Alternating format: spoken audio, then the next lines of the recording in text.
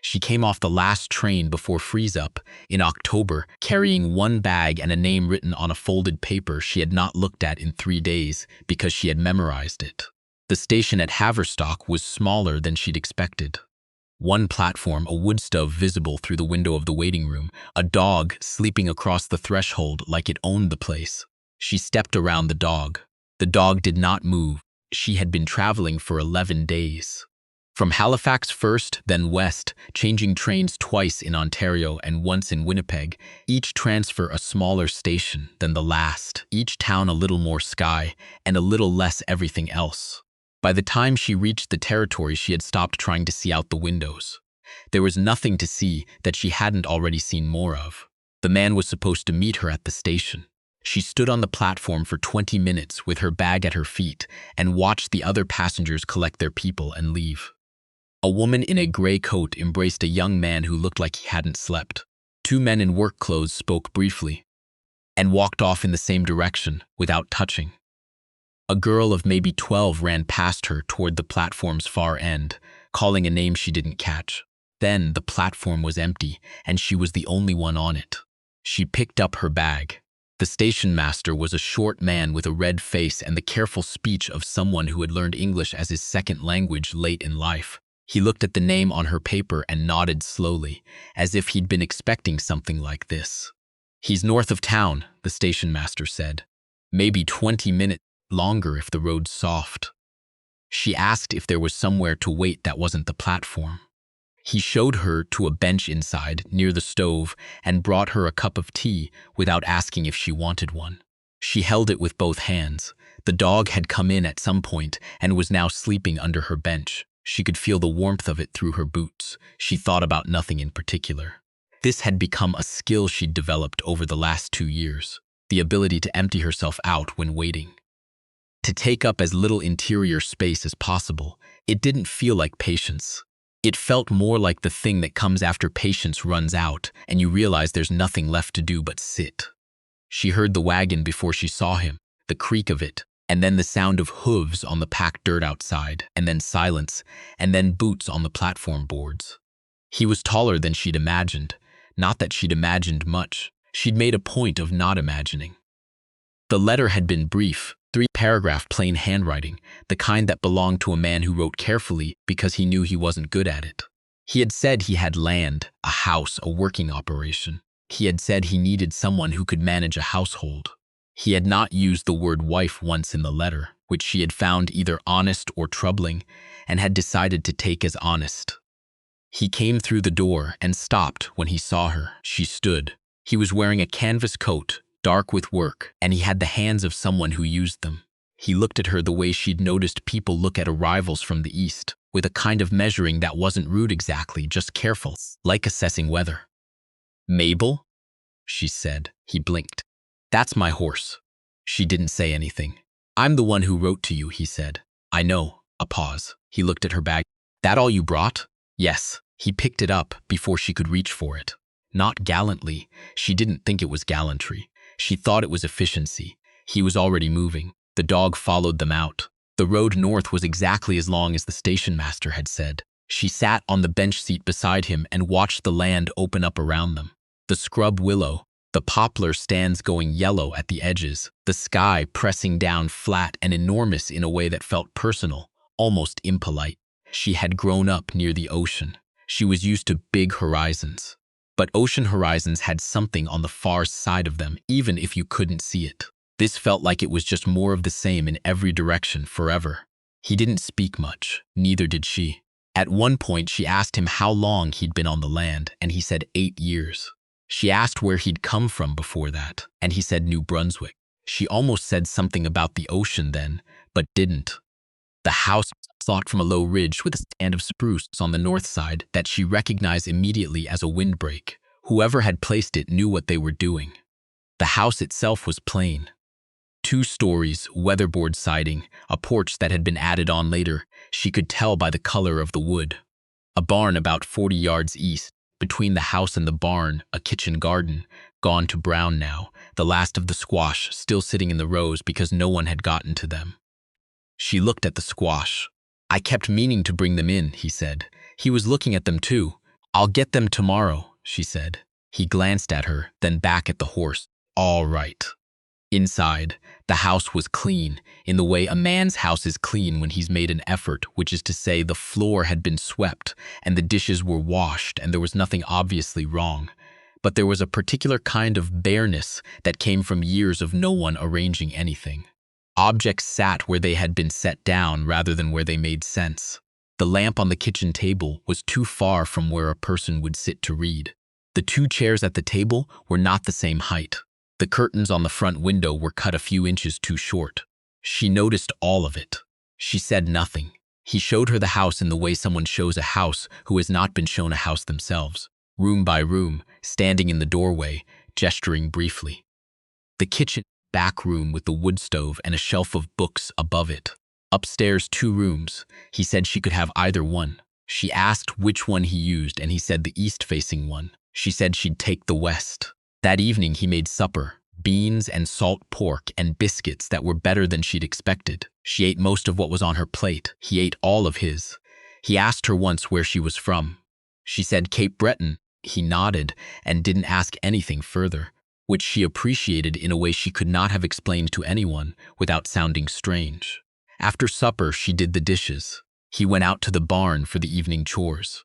She stood at the kitchen window and watched the last of the light leave the sky, that particular shade of dark blue that comes just before the stars appear, and she thought that it was possible to be in a new place and feel nothing about it yet, and that maybe that was fine. He came back in when it was full dark. She was sitting near the wood stove in the back room with one of his books open on her lap, a history of the railway that she wasn't really reading. He stopped in the doorway. "You can borrow anything you want from the shelf," he said. "Thank you." He looked at the fire for a moment. "I'll stoke it before I go up." "I know how to stoke a fire," she said. A pause. "Right," he said. "Good night, then." "Good night." She heard him on the stairs, his boots on each step, the specific creak of the third one from the top. Then his door. Then quiet. She put the book down and looked at the fire.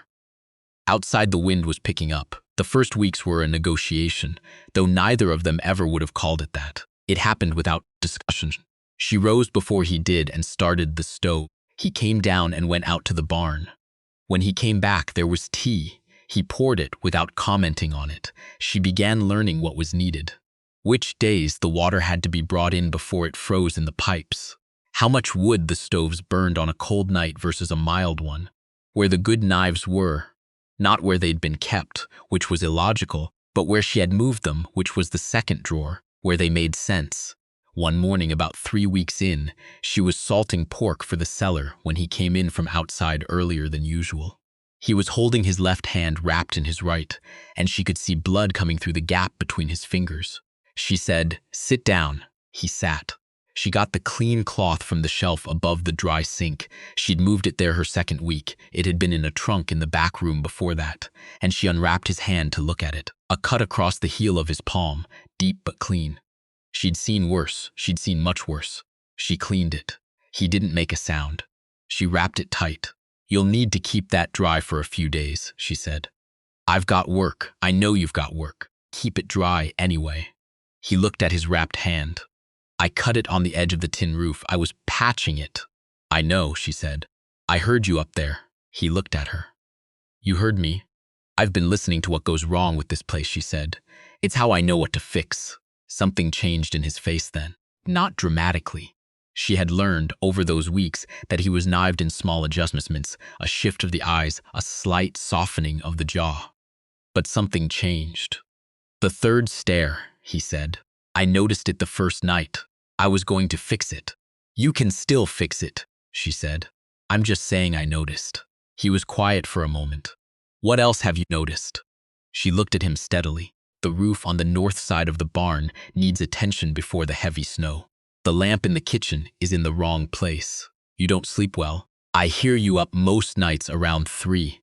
And whoever taught you to make biscuits taught you right, but your bread is too dense because you're rushing the second rise." He stared at her. "The bread isn't urgent," she said. "The barn roof is." He laughed. She hadn't expected it. It came out short and surprised, like something that had startled him on the way out, and she's had since that it was a sound that didn't get made in that house very often. The barn roof, he said, before the snow. He nodded. He looked at his hand again. I'll get Halverson from the next quarter section. We'll do it next week. I'll have bread ready for them. Good bread, he said. The corner of his mouth moved. I'll show you how to let it rise, she said. She did not tell him much about herself, and he did not ask, and for a while she thought this was simply how it would be.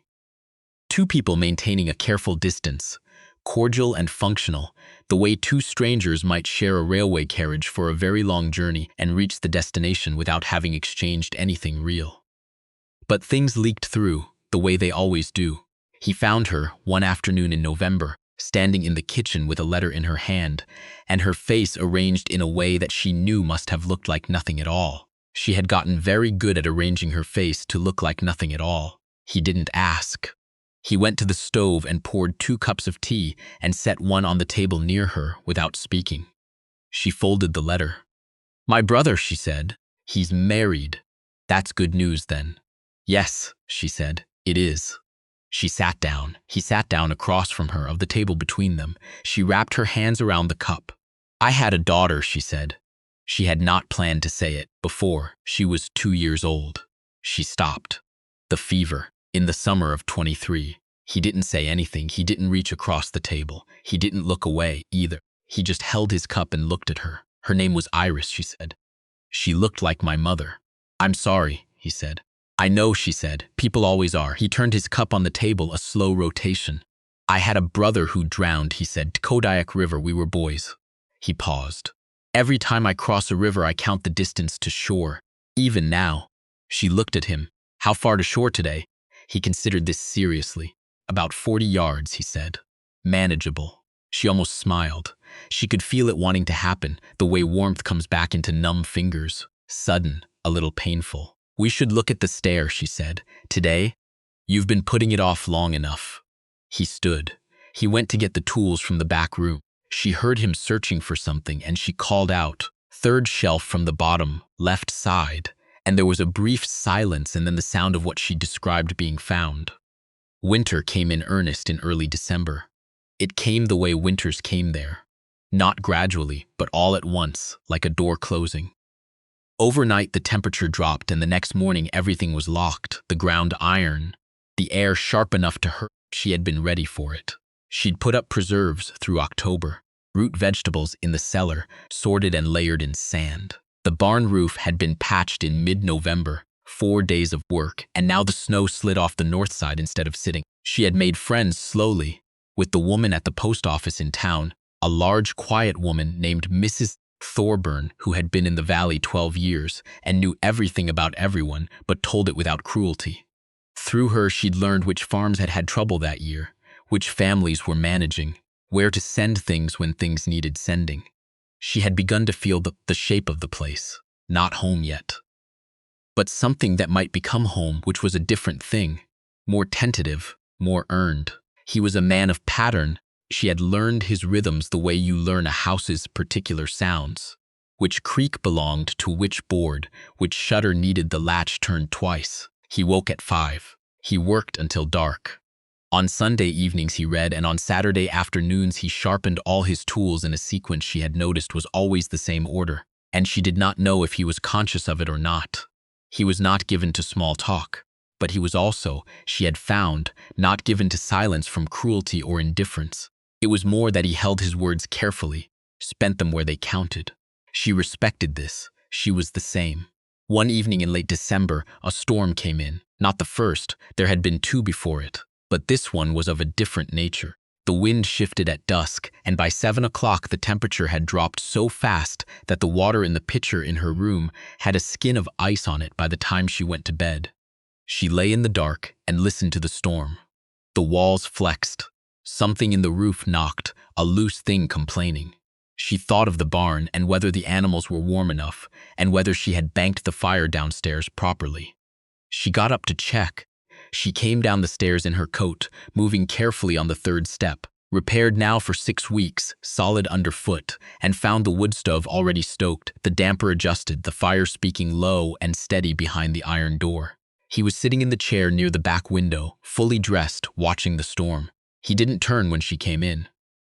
I heard the wind shift, he said. So did I. She sat in the other chair, not because she couldn't go back to bed, because the fire was warm and the storm was loud, and there was something about not wanting to be alone on a night like that, which she supposed was simple enough. Outside, the storm threw itself against the spruce trees, and the spruce trees held. I checked the barn at 9, he said. They're all right. I was going to ask, she said. They sat for a while.